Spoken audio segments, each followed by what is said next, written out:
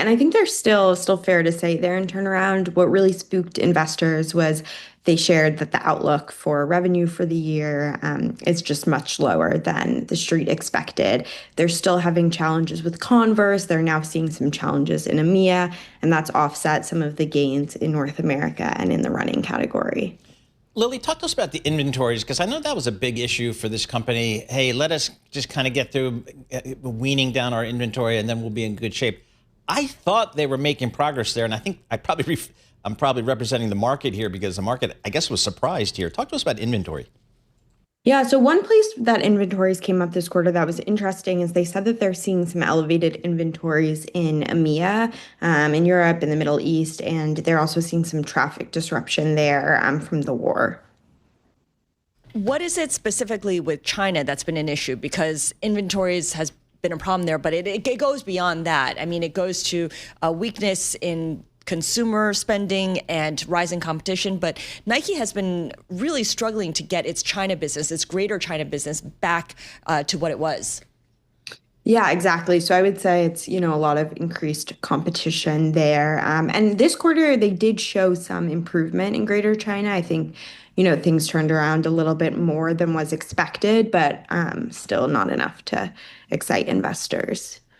And one area that's really been weak for Nike is Converse. I don't know about you, but I love Converse sneakers, but sure, I'm also Chuck old. Taylors. Yep, exactly. And Converse sales fell more than expected. I think you have something like a 15-year low in your stories. What is going on there? Because it has attracted some interest. Yeah, so Converse has been one of the most stubborn parts of the business to turn around under Elliott Hill. So I think, Nike has really relied on Converse for the Chuck Taylor, but has struggled to diversify outside of that. So they're trying to make a basketball push, but, we're not seeing a lot of progress in that area. And, we reported yesterday that Authentic Brands has expressed some interest in Converse. So we'll see what happens there. Nike has said, they're still invested in Converse, but it hasn't turned around yet. It's Lily, just for Nike overall, when I think of them as just one of the great consumer product brands with just the coolest cutting edge, leading edge kind of products. It feels like maybe they've lost that. How concerned are people that they've just kind of lost the feel for the market? Yeah, I think innovation was definitely a concern prior to Elliott joining. So under John Donahoe, one of the biggest concerns was there was a lack of innovation. Nike was relying too much on some of their lifestyle products. So on the Dunks, the Air Jordan ones, the Air Force ones.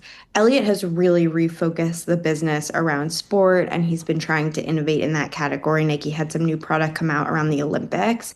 So I think that's an area to watch closely, seeing how much innovation they're able to pump out.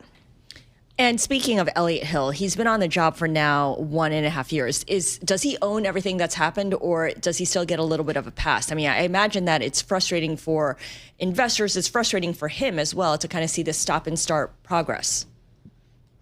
Yeah, so I think that in one of our stories today, we said that shares are down more than 35% since he started, despite him executing a new strategy. He, on a call with employees, said he was so tired, of talking about fixing the business. I think he's definitely it seems like he's starting to feel some of the frustration there of the business not turning around.